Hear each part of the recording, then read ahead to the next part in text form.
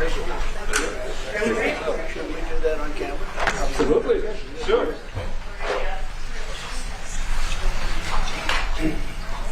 So to let you know, this is the birth certificate of Donald Trump's grandfather, born in 1869, close to Bad Dürkheim. Right? Yeah. That's called And his Sirius. Christian name was Friedrich. Right? That's Sirius Germany. Serious right? German name. That's Sirius. Bad Dürkheim is Sirius German. But I want to thank you very much for, first of all, I want to thank you for that. That's My beautiful. pleasure. Thank you very much. Thank you again. Fantastic. We'll put it up in a place of honor. Yeah. Maybe we can, let's see, we'll put it up there someplace. It's an honor to have you. As you know, the Chancellor just won a great election, very, very strong election. Very respected man. I can tell you, we've been on the phone many times talking about some of the problems of the world outside of Germany. And it's very sad what's going on. We both feel that way. What's going on with Russia, Ukraine, and other things we talk about, but Russia, Ukraine in particular. I'd like to see it end, and maybe it'll end, but we get some news there'll be some fighting. Something happened a couple of days ago, and now they do a return, and here it goes. It's not good. He's unhappy about it. I'm unhappy about it. But I think eventually we're going to be successful in stopping the bloodshed. It's pure bloodshed. 5,000-6,000 young soldiers a week are being killed. You know that those numbers? Yeah, we know the numbers. They're staggering. They're staggering numbers. But Chancellor, I just want to congratulate you, and I want to welcome you to the Oval Office. Thank you.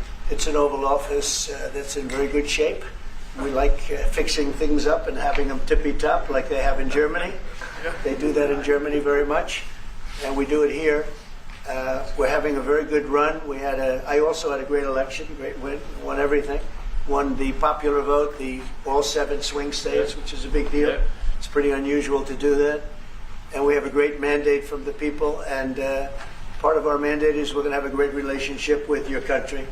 So I just want to thank you very much for being here, and if you'd like to say a few words. Absolutely. So, thank you, first of all, Mr. President, for your kind invitation to come to Washington, D.C. I was in this building first time ever in 1982, I told you, when former President Ronald Reagan was in office. So I'm very happy to be here again and to offer our close cooperation with the United States of America. Yeah. We are having so much in common, our history. We owe the Americans a lot. We will never forget about that. And so with your German provenance, I think this is a very good basis for close cooperation between America and Germany. So again, thank you. Thank you for the hospitality, and thank you for having your guest house for a night. This is a great place. Great place. Many thanks for that. I really enjoyed it. Thank you. It's a wonderful place. It's a landmark also. And Blair House is it's a nice place to stay. Yeah. Thank you very much for saying that. Would you have any questions, please? Mr. President, on your new travel ban, why now? And if the Boulder attack was part of your reasoning, why not include Egypt on that list where the suspect is from? Well, because Egypt has been a country that we deal with very closely. They have things under control. The countries that we have don't have things under control. And why now? I can say that it can't come soon enough, frankly. We want to keep bad people out of our country.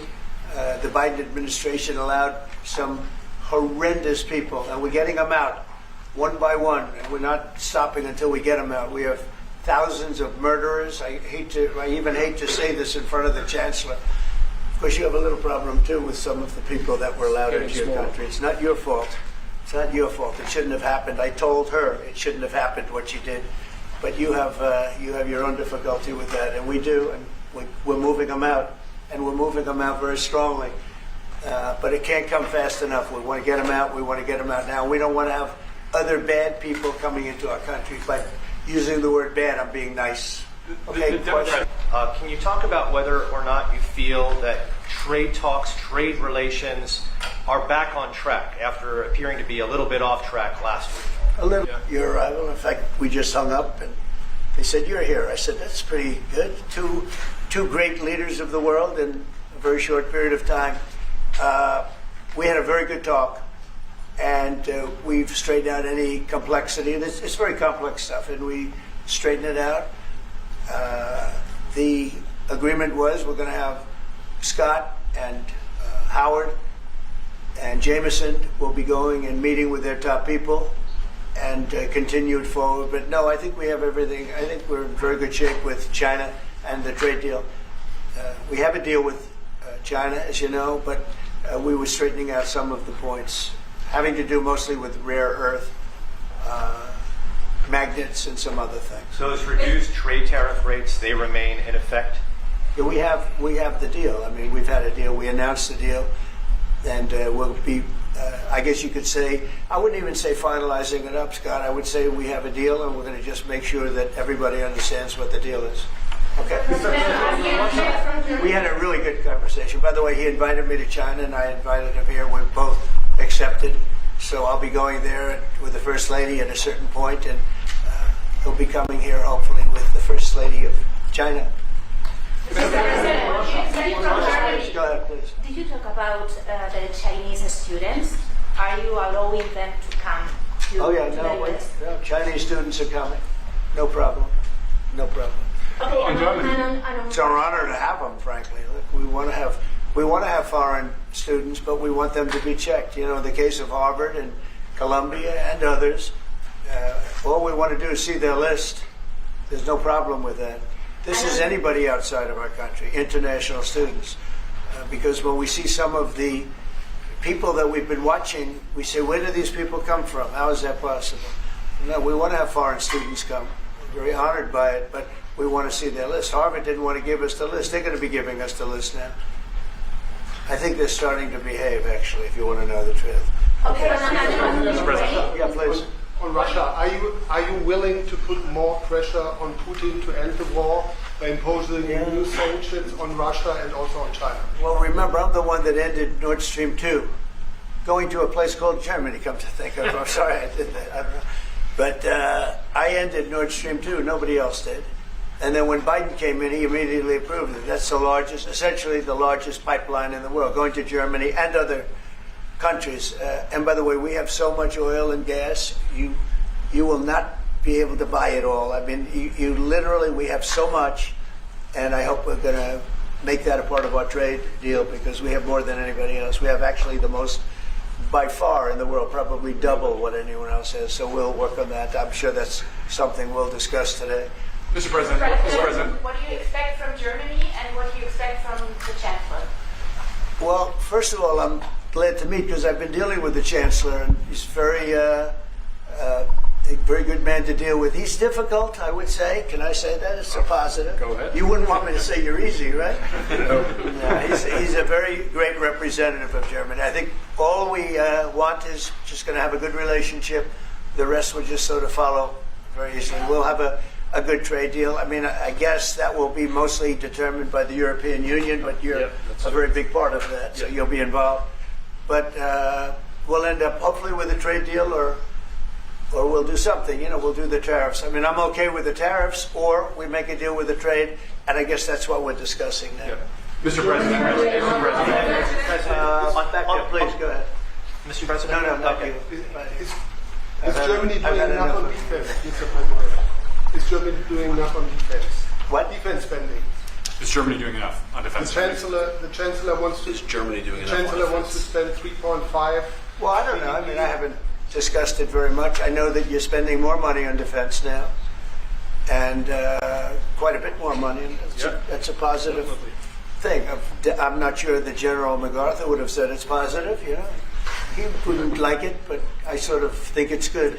You understand what I mean by that? I understand. He made a statement: "Never let Germany rearm." And I said, I always think about that when he says, "Sir, we're spending more money on defense." I say, "Oh, is that a good thing or a bad thing?" I think it's a good thing. But, you know, at least to a certain point. There'll be a point when I'll say, please don't arm anymore, if you don't mind. We'll be watching him. Mr. President. Biden. Yeah, Biden? You said Biden? Your predecessor dismissed your Autopen investigations and made all the decisions during the presidency. I'm curious your reaction to his dismissal. Well, look, the Autopen, I think, is the big scandal outside of the rigged election of 2020. I think the biggest scandal of the last many years is the Autopen. and who's using it. I happen to think I know, okay, because I'm here, and I'm not a big Autopen person, fortunately. I'm glad. I'm very glad. It's an easy way out, but it's a very bad thing, very dangerous. You know, I sign important documents. Usually when they put documents in front of you, they're important. Even if you're signing ambassadorships, and I consider that important. I think it's inappropriate. You have somebody that's devoting 4 years of their life or more to being an ambassador. I think you really that person deserves to get a real signature, not an Autopen signature. And I can tell Autopen easily. I can look at it. Like two little pinholes from pulling the paper, right? You always see the pinholes. Yeah. It's real easy to tell about Autopen. I think it's very disrespectful to people when they get an Autopen signature. Outside, Autopen to me are used when thousands of letters come in from young people all over the country and you want to get them back. And, you know, people use Autopens for that, to send a little signature at the bottom of a letter where you have thousands of them. We get thousands of letters a week, and it's not possible to, do. I'd like to do it myself, but you can't do it. To me, that's where Autopens start and stop. But I'm sure that he didn't know many of the things. Look, he was never for open borders. He was never for transgender for everybody. He was never for men playing in women's sports. I mean, he changed. I mean, all of these things that changed so radically. I don't think he had any idea that frankly, I said it during the debate and I say it now, he didn't have much of an idea what was going on. Mr. President, He shouldn't be. I mean, essentially, whoever used the Autopen was the president. And that is wrong, it's illegal, it's so bad, and it's so disrespectful to our country. Mr. President. Mr. President, will you lead your troops in Germany? And if I may ask a question to the Chancellor to answer in German for the German audience, how has your first encounter been? The answer is yes. We'll talk about that. But if they'd like to have them there, we have a lot of them, about 45,000. It's a lot of troops. It's a city when you think of it. That's good economic development. They're highly paid troops, and they spend a lot of money in Germany. But the relationship with Germany is very important. Yeah, we'll be doing that. No problem. May I say a few words in German? Yes, please. So, danke für die Frage.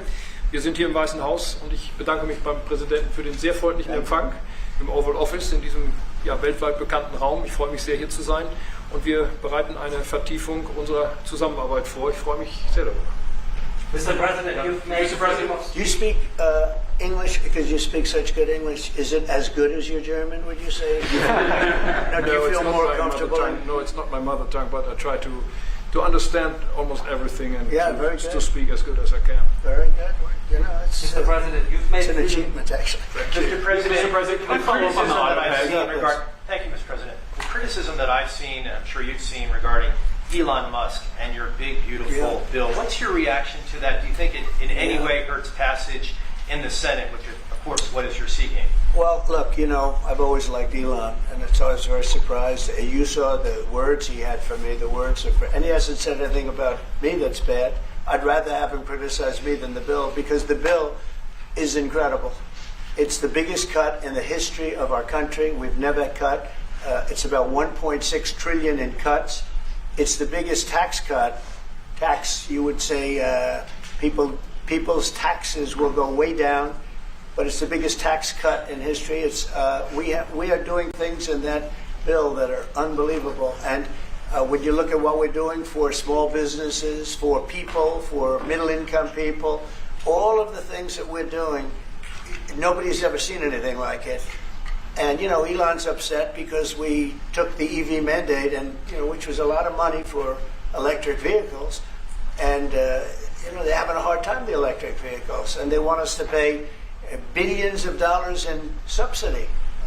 And, Elon knew this from the beginning. He knew it for a long time ago. That's been in there. That's been, I would say, JD, that hasn't changed. That's been right from the beginning. Mr. Secretary, that hasn't changed at all, right from the beginning. But I know that it disturbed him. He wanted, and rightfully, he recommended somebody from that he, I guess, knew very well. I'm sure he respected him, but to run NASA. And I didn't think it was appropriate. And he happened to be a Democrat, like totally Democrat, and I say, look, we won. We get certain privileges, and one of the privileges we don't have to appoint a Democrat. NASA is very important. We have great people. General Kane is going to be picking somebody with our. We'll be checking him out, seeing, but he wanted that person, a certain person, and we said no. And I can understand why he's upset. Remember, he was here for a long time. You saw a man who was very happy when he stood behind the Oval Desk. And even with the black eye, I said, do you want a little makeup? We'll get you a little makeup. But he said, no, I don't think so, which is interesting and very nice. He wants to be who he is, so you could make that statement too, I guess. Look, Elon and I had a great relationship. I don't know if we're well anymore. I was surprised because you were here. Everybody in this room practically was here as we had a wonderful send-off. He said wonderful things about me. You couldn't have nicer. Said the best thing. He's worn the hat. Trump was right about everything. And I am right about the great, big, beautiful bill. We call it a great, big, beautiful bill because that's what it is. And again, biggest tax cuts in history, biggest economic development moves anywhere. We've never done anything like it. Business is spurred. And I don't know if you've seen the numbers, but the numbers came out. Even the CBO, which is run by Democrats, said that we're going to be doing. I'd like you to discuss it. The 2.8 trillion that CBO. This is a group of people that are Democrats. They're very hostile to us. They just came out with phenomenal numbers, what it does. You want to mention that, Scott? Yes, sir. So what we've seen is we keep hearing from the CBO that there's going to be a large deficit from the bill, which we disagree with, but using the CBO scoring, they came out and scored the tariff revenue. We think it'll be the minimum of $2.8 trillion over the 10-year window, which actually puts the bill in surplus if you include the tariff revenue, which they won't do. It gives you a tremendous surplus, but we're not allowed to use that. For some reason, they say scoring. Nobody knows what scoring means. Maybe a couple of people, but nobody. Somebody sits in the background. They say, well, we're not going to allow that. They're not allowing other things that we have that are tremendously profitable for our country. But if you saw the other day, CNBC, they came out with numbers, and the people on the show, very good people, I've watched them for a long time, they couldn't believe the numbers, how good they are. The numbers were incredible, and that was personal income and also very low inflation. We have very low inflation. We're down to 2% now, and maybe even lower than that. And when I took it over, it was a mess. Remember, we had the worst inflation probably in the history of our country. They say 48 years, but let's say I think it's worse than that. So we had the worst inflation in the history of our country under the Biden administration. Now we're down to a beautiful number, 2%. You'd actually like to keep it there. Better than zero is 2%. It's going down maybe to 1%, and 1% is like perfect. That's perfect. You don't want to have zero for certain reasons that nobody is very interested to listen to. But we have almost perfect inflation. Grocery prices are down. Everything. Remember eggs? Eggs. We weren't going to buy another egg for the next 20 years. They were so expensive, right? Remember? You guys all hit me about eggs. Eggs have come down 400%. Everybody has eggs now. They're having eggs for breakfast again. But if you look at gasoline, very important. I think always the most important because it's the energy is the biggest factor. That's what happened. He screwed up our energy policy, and everything went up because energy went up. But now energy is way down, and they have states where you're at $1.98 a gallon for gasoline. So the costs have come way down, and one of the things I ran on was that. I ran on the border. We have the best border in the history of our country, 99.99%. It was last week, 3 people came in, 2 of them for medical reasons. We let them in because one of them had a heart attack. I think it was a nice thing to do, and one of them had something else.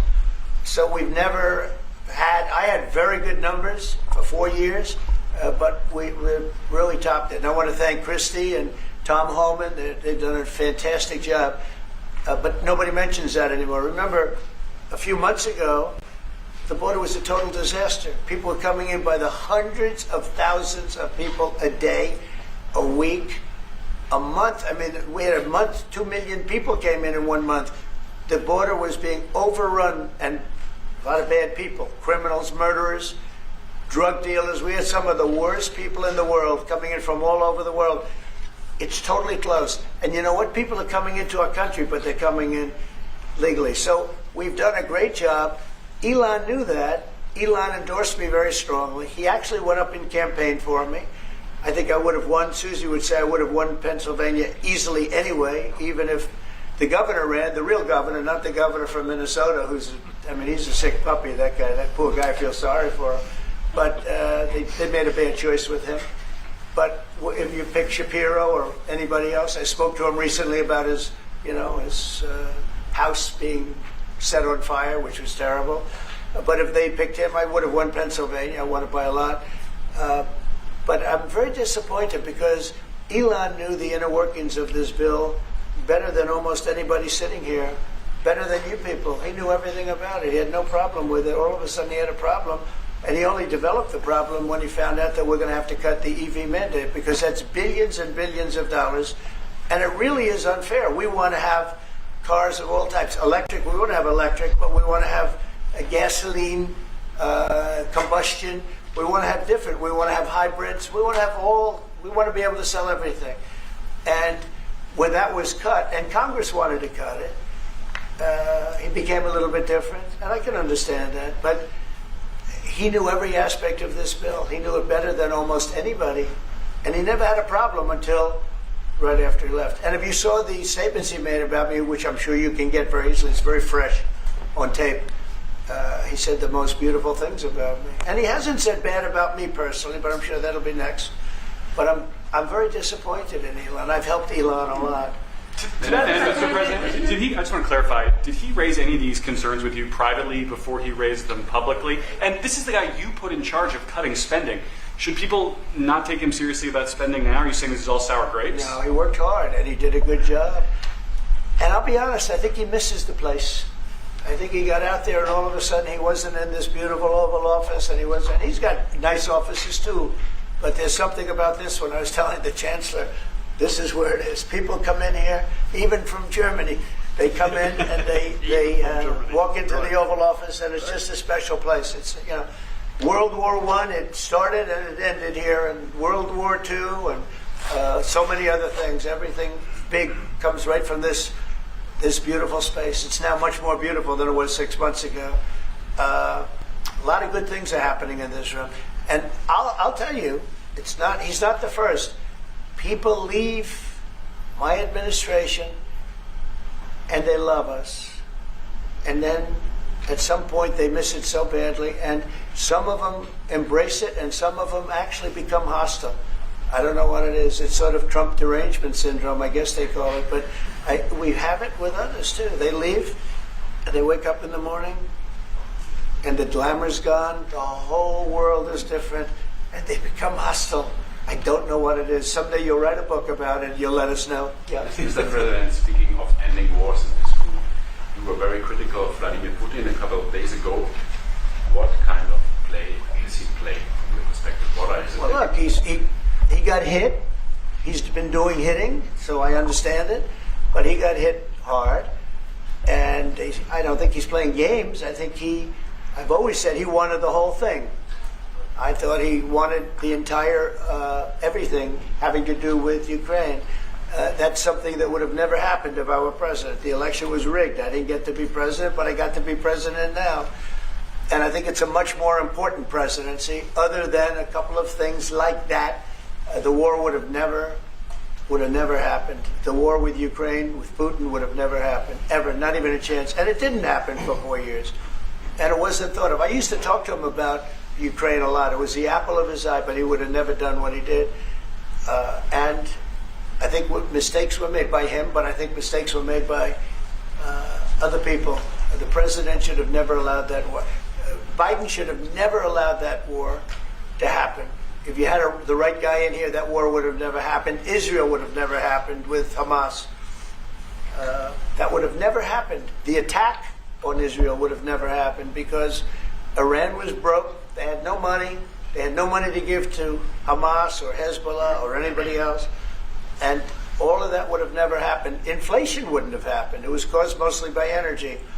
And the Biden administration messed up my great energy policy. We were down into the 190 a gallon, and it would have never happened. It was caused by energy and their bad spending on the Green New Scam and other things that they spent on. But all of those things would have never happened. But maybe most importantly, the war, Chancellor, with Russia would never have happened with Ukraine. It was something that would have, you know, I dealt with Putin a lot. There was no chance, zero.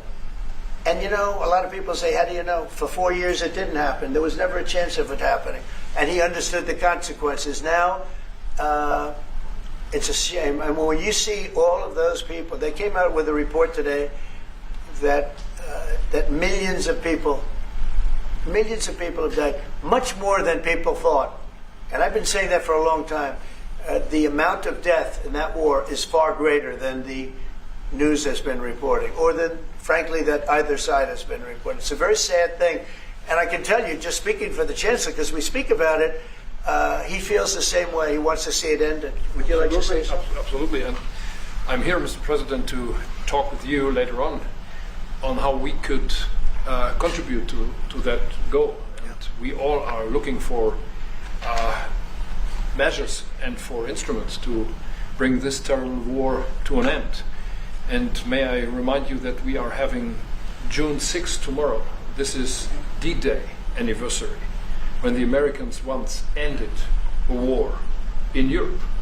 And I think this is in your hand in specific, in ours. That was not a pleasant day for you? No, that was not a pleasant day. This was not a great day. In the long run, Mr. President, this was the liberation of my country from Nazi dictatorship. That's true. That's true. And we know what we owe you. But this is the reason why I'm saying that America is again in a very strong position to do something on this war and ending this war. So let's talk about what we can do jointly, and we are ready to do what we can. And you know that we gave support to Ukraine, and that we are looking for more pressure on Russia. The European Union did, and we should talk about that. We will talk about it. And, you know, it's good timing. The numbers for our country are through the roof, the economic numbers, because of the election and because of tariffs and other things, or a lot of things. But we've had some of the best numbers we've ever had. They were reported yesterday, the day before, and even today. Country's doing really well. I think that one of the things you'd be most interested in is that 6 months ago we were having a hard time getting anybody to join our military. I mean, they just couldn't do it. The numbers were record low. We couldn't get people to join the military. It wasn't me. It was before I got there, the past administration. But 6 months ago, a year ago, the numbers were record low. You couldn't get them to join. That included the police. And you couldn't get them to join. Now, we just hit the highest number in the history of our country, we think, but very close, but the highest in the history of our country, recruitment, joining the Army, Navy, Air Force, Marines, Coast Guard, police forces all over the country. What did you do for that? What was the reason? Spirit. They love our country again. You're going to do the same thing. Spirit. Mr. President, we have great spirit is back in our country, and it's very simple. And, you know, it was only, Susie, 6 months ago, right, that you got reports. You're the one that released them, that you couldn't get anybody to join the military, and now we're stocked. Every service now is packed, and we have waiting lists of people trying to get in, as good as we've ever had in the history of our country. So that's an honor. That's a great honor. Mr. President, Mr. President, on the war. You've asked. You've had enough. Go ahead, please. Mr. President, so would you consider to put more sanctions on Russia? Because this discussion is going on now for weeks and months, and you tweeted about it once, but then nothing happens. So when I see the moment when we're not going to make a deal, when this thing won't stop, is there a deadline? At that moment, yeah, it's in my brain, the deadline. When I see the moment where it's not going to stop, and I'm sure you're going to do the same thing, will be very, very, very tough. And it could be on both countries, to be honest. You know, it takes two to tango. But we're going to be very tough. Whether it's Russia or anybody else, we're going to be very tough. That's a bloodbath that's going on over there. And when I see the moment where I say, well, they're going to just keep fighting. You know, I gave the analogy yesterday when I spoke to President Putin. I had a 2-hour and 15-minute call with him. Sometimes and this is me speaking maybe in a negative sense, but sometimes you see two young children fighting like crazy. They hate each other and they're fighting in a park. And you try and pull them apart. They don't want to be pulled. Sometimes you're better off letting them fight for a while and then pulling them apart. And I gave that analogy to Putin yesterday. I said, President, maybe you're going to have to keep fighting and suffering a lot because both sides are suffering before you pull them apart, before they're able to be pulled apart. But it's a pretty known analogy. You have two kids, they fight. Sometimes you let them fight for a little while. You see it in hockey. You see it in sports. The referees let them go for a couple of seconds, let them go for a little while before you pull them apart. And maybe, and I said it, and maybe that's a negative because we're saying go, but a lot of bad blood. There's some bad blood between the two. I have to deal with it, and the Chancellor has to deal with it. It's incredible. The level of, there's a great hatred between those two men, but between the warring parties. Great hatred. What made you say and believe apparently that there's no immediate peace? What? That there is no immediate peace. There will no. Well, I can't. I'd love to have immediate if I could. But why if I could, but we don't have immediate. You know, it's like I'd love to have that. I'd like it to start right now. We would leave a room if we knew the war could end. We'd say, forget about you guys, forget about trade, right? Yeah. We'd say, let's go settle it. There's some additional fighting that's going to go on. You know, he attacked, and they attacked pretty harshly. They went deep into Russia, and he actually told me. I mean, I made it very clear. He said we have no choice but to attack based on that, and it's probably not going to be pretty. I don't like it. I said, don't do it. You shouldn't do it. You should stop it. But again, there's a lot of hatred. And, you know, I'm very proud of the fact that with India and Pakistan, I was able to stop that. And those are nuclear powers. That was getting close to being out of hand. And I spoke to some very talented people on both sides, very good people on both sides. And I said, you know, we're dealing with you on trade, Pakistan and India right now. I said, we're not going to deal with you on trade if you're going to go shooting each other and whipping out nuclear weapons that maybe even affect us. Because, you know, that nuclear dust blows across oceans very quickly. It affects us. And I said, if you're going to do that, we're not going to do any trade deals. And you know what? I got that war stopped. Now, I hope we don't go back and we find out that they signed it, but I don't think they will. They were both good. They were well represented. I want to congratulate both countries because, as you know, the leader of India, who's a great guy, was here a few weeks ago. We had some great talks. We're doing a trade deal. And Pakistan, likewise, they have very, very strong leadership. Some people won't like when I say that, but, you know, it is what it is. And they stopped that war. Now, am I going to get credit? I'm not going to get credit for anything. They don't give me credit for anything. But nobody else could have done it. I stopped it. I was very proud of that. I wish we could do the same thing with Ukraine and Russia. And at some point it'll happen. I believe that. And if it doesn't happen, or if I see somebody's out of line, if Russia's out of line, you'll be amazed how tough. Remember this. They like to say that I'm friends with Russia. I'm not friends with anybody. I'm friends with you. I'm not friends with that. I want the right thing to happen for our country, for everybody, for humanity. But I'm the one that stopped the pipeline. It's called Nord Stream 2. Until I came along, nobody ever heard, not one person in this room ever heard of Nord Stream 2. You probably did, yes, because it went to Germany. He's the only one that heard. This was a mistake. But I stopped him. I stopped it. Yeah, and you've said that openly. Yeah. It was a mistake because, and I used to go with Angela. I'd say, well, wait a minute.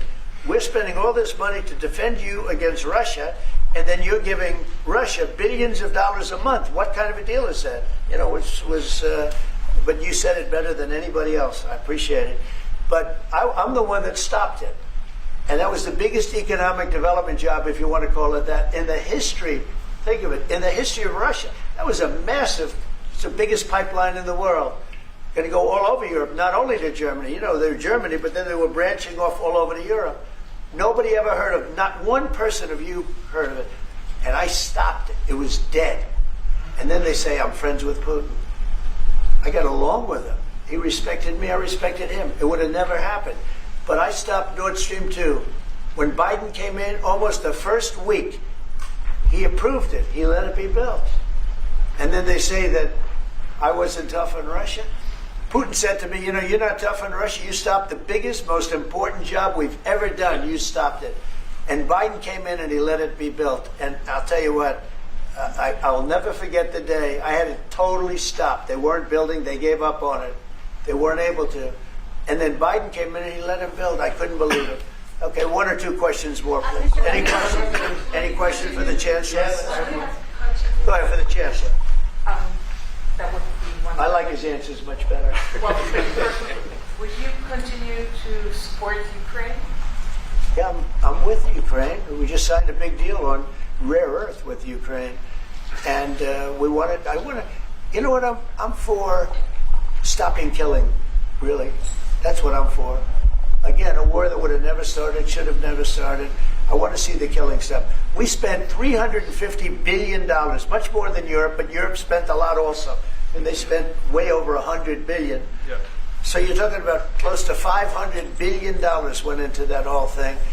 And it's not even the money, and I know with you too, it's a lot of money, but it's the death that's being caused. We went to the Middle East. I went last week to the Middle East. We took in $5.1 trillion. That's many, many times. That's 30, 40 times, 50 times more than what we're talking about. It's think of that, $5.1 trillion of investment with one trip that lasted 4 days. So it's not the money. It's a little the money, but not the money, the big thing. The big thing is the death. The death of, and really the decimation. You've lost a whole culture. You know, Ukraine had the most beautiful turrets. They call them turrets. Little towers, beautiful towers. The most beautiful in the world. They're all now laying on their side, blown to smithereens. It'll never happen again. They've taken away the culture of a country. They've taken away the heritage of a country. It's a terrible thing. But most importantly, again, is the death. 5,000 plus people a week, soldiers, are being killed. He doesn't want that, and I don't want that. One more. Yeah, please. Mr. President, do you support the Graham bill on putting high tariffs? I have not looked at it, but they'll be guided by me. That's the way it's supposed to be. They're going to be guided by me. No, I haven't looked at it. It's a bill on sanctions, etc. I'm a very quick study. At the right time, I'll do what I want to do. But it could very well be okay. I'll have to see. But they're waiting for me to decide on what to do, and I'll know maybe very soon. It's a harsh bill. Yeah, very harsh. How about one more on the Autopen, Mr. President? You want to take one more on the Autopen? Go ahead. I would like to have a question for Chancellor as well. Because, do you agree with the analogy the President made on the war between Russia and Ukraine as being a fight between two kids? Is that how you view that as well? And what do you actually want the U.S. President to do in this? Well, I think we both agree on this war and how terrible this war is going on, and we are both looking for ways to stop it very soon. And I told the President before we came in that he is the key person in the world who can really do that now by putting pressure on Russia. And we will have this debate later on again, how we can proceed jointly between the Europeans and the Americans.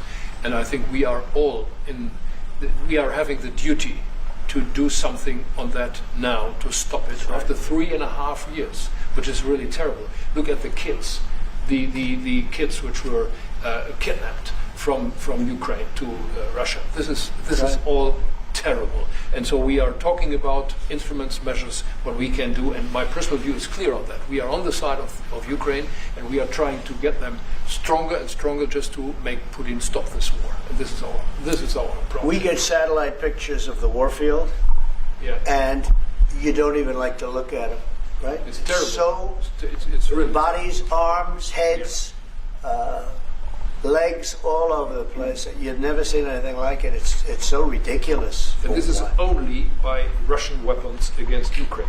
This had never happened with Ukraine weapons against Russia. Never. Ukraine is only targeting military targets, not civilians, not private, not energy infrastructure. So this is the difference, and that's the reason why we are trying to do more on Russia, how to stop this war. Well, in this case, I'm talking about the battlefield, the soldiers on soldiers. But you could also say that, too, with the cities. Yeah. The cities are being hit also. So it's a terrible, terrible thing. Right? Somebody said Autopen. Did I hear the word Autopen? Yeah, I was just curious. Because I think it's the biggest scandal maybe in the last 100 years in this country. So when I hear that word, I think it has to be discussed because the fake news will try and hide it, and we can't do that. Well, that's what I'm asking. Have you uncovered any evidence that anything specific was signed without President Biden's knowledge or by other people in the administration acting illegally?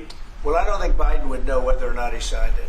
I'm asking if you've uncovered any of that information. No, but I've uncovered, the human mind. I was in a debate with the human mind, and I didn't think he knew what the hell he was doing. So, it's just one of those things, one of those problems. We can't ever allow that to happen to our country. The danger our country was in, and I know some of the people that worked with him, radical left, horrible people. And I could give you the name of some of the people that used the Autopen, because I'm here, and I ask questions about people that were here also. There are a lot of people that were here when that happened, and they're here right now, and they'll answer your question very accurately. But I know some of the people that use that Autopen, and those are not the people that had the same ideology as Joe Biden. These were radical left lunatics that used that, and they didn't get elected. He didn't get elected either, actually. Thank you very much, everybody. Thank you, guys. Thank you, guys.